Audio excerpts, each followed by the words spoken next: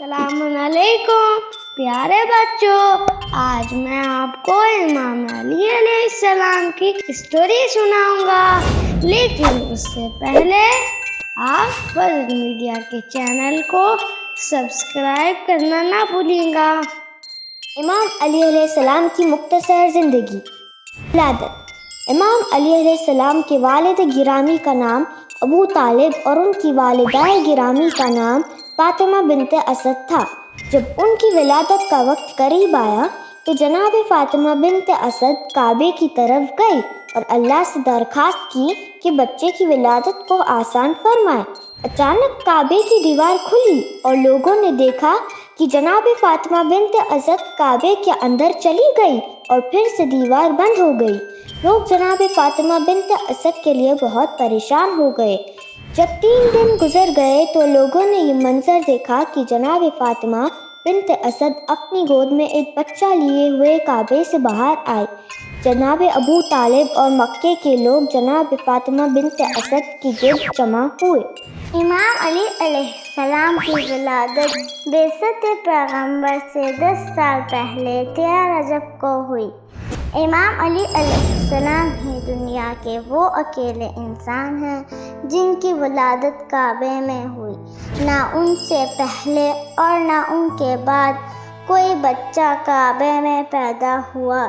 جب پیغمبر اکرم نے امام علی علیہ السلام کو اپنی گود میں لیا تو مولا نے اپنی آنکھیں کھول دیں اور پیغمبر اکرم آپ کو دیکھ کر بہت خوش ہوئے۔ امام علی علیہ السلام رسول خدا صلی اللہ علیہ وآلہ وسلم کے تربیت یافتہ۔ رسول خدا نے امام علی علیہ السلام کی پرورش کی اور انہیں ہمیشہ ساتھ ساتھ رکھا۔ جب بھی آپ غار حرا میں عبادت کے لیے جاتے تو امام علی علیہ السلام بھی آپ کے ہمراہ تشریف لے جاتے تھے۔ امام علی علیہ السلام کی عبادت۔ مولا علی علیہ السلام نے کبھی بھی بتوں کی عبادت نہیں کی، آپ نے ہمیشہ اللہ تعالیٰ ہی کی عبادت کی ہے۔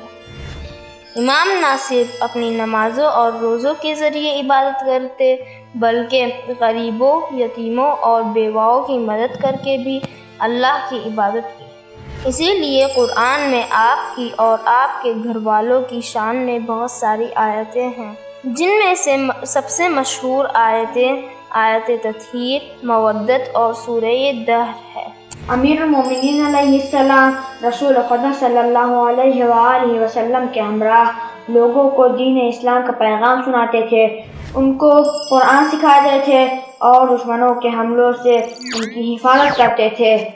جب مکے میں دشمنوں نے رسول خدا صلی اللہ علیہ وآلہ وسلم اور مسلمانوں کو پریشان کرنا شروع کیا تو ہمارے نبی مکہ چھوڑ کر جانے پر مجبور ہو گئے۔ جب ہمارے نبی نے یثرب کی طرف ہجرت کا ارادہ کیا تو امام علی علیہ السلام کو اپنے بستر پر سونے کا حکم دیا اور ہمارے مولا خوشی خوشی پیغمبر کی جان بچانے کے لیے ان کے بستر پر سو گئے تاکہ پیغمبر سفر پر چلے جائیں۔ دشمنوں کو یہ معلوم ہوا کہ امام علی علیہ السلام نے پیغمبر کی جان بچا لی ہے تو انہیں بڑی مایوسی ہوئی۔ دشمنوں کے شر سے محفوظ ہونے کے بعد حضرت علی علیہ السلام اپنے گھر والوں کو لے کر مدینے کی طرف روانہ ہو گئے۔ مدینے کے لوگوں نے ان کا استقبال کیا۔ اسلام کا سپاہی۔ ہمارے مولا نے بہت سی جنگوں میں شرکت کی اور اسلام پر حملہ کرنے والوں سے لڑے۔ امام کی تلوار کا نام ذوالفقار تھا جو آسمان سے نازل ہوئی تھی۔ ہمارے مولا کو فاتح بدر و احد کا لقب دیا جاتا ہے۔ خیبر کی جنگ میں ایک بہت بڑے دروازے کے پیچھے دشمن چھپے تھے تو مولا نے اپنی 2 انگلیوں سے اسے اکھاڑ پھینکا اور مرحب نامی شخص کو قتل کیا اور اسلام کو بہت بڑی وکٹوری دلائی۔ ہمارے مولا کی شادی رسول خدا کی بیٹی جناب فاطمہ سے ہوئی۔ مولا علی اور جناب فاطمہ کی 5 اولاد تھیں، جن میں سب سے بڑے امام حسن اور سب سے چھوٹے جناب محسن تھے، جن کو دنیا میں آنے سے پہلے ہی دشمنوں نے مار ڈالا۔ امام حسن کے بعد امام حسین، جناب زینب اور جناب ام کلثوم کی ولادت ہوئی۔ پیغمبر کی جانشین، ہمارے نبی جب اپنی زندگی کے آخری حج سے واپس آ رہے تھے تو غدیر قم کے میدان میں 1,20,000 صحابیوں کے درمیان اللہ کا ایک بہت ضروری میسج سنانے کے لیے رکے۔ نبی نے آگے جانے والوں کو واپس بلایا اور پیچھے رہ جانے والوں کا انتظار کیا تاکہ سب کو یہ اہم میسج سنا دیں۔ پھر ہمارے نبی مولا علی کو اپنے ساتھ لے کر ممبر پر گئے اور دوپہر کی تیز دھوپ میں وہ میسج سنایا۔ پیارے بچوں، کیا آپ جانتے ہیں وہ میسج کیا تھا؟ ہمارے نبی نے فرمایا، جس کا میں مولا ہوں اس کے علی مولا ہے۔ اسی لیے ہم امام علی علیہ السلام کو اپنا پہلا امام مانتے ہیں۔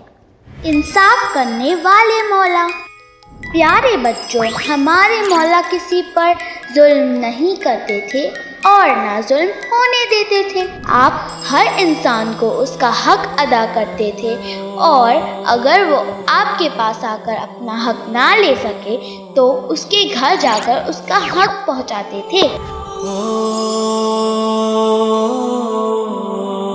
ہمارے مولا بہت سے لوگوں کو برے کام کرنے سے روکتے تھے، اسی لیے جو لوگ برے کام کرنا چاہتے تھے وہ ان کے دشمن بن گئے۔ اور ایک دن جب امام صبح کی نماز مسجد میں پڑھ رہے تھے تو سجدے کی حالت میں ابن ملجم نے ان کے سر پر زہر سے بھری تلوار مار دی۔ بچوں، کیا آپ کو پتا ہے وہ کون سا دن تھا؟ وہ دن 19 رمضان المبارک تھا۔ زہر کی وجہ سے ہمارے مولا 2 دن تک تڑپتے رہے اور 21 رمضان المبارک کو ان کی شہادت ہو گئی۔ پیارے بچوں، کیا آپ نے دیکھا کہ ہمارے مولا کی ولادت بھی اللہ کے گھر میں ہوئی اور ان کی شہادت بھی اللہ کے گھر میں ہوئی؟ یعنی یہ کہ ہمارے مولا ہمیشہ اللہ کے راستے پر چلے۔ تو اگر ہم اپنے مولا کو چاہتے ہیں تو ہمیں بھی اپنی پوری زندگی اللہ کے راستے پر گزارنا چاہیے۔ لیکن اللہ کا راستہ کیا ہے اور اس پہ کیسے چلتے ہیں، اس کو ہم کسی دوسری سٹوری میں بتائیں گے۔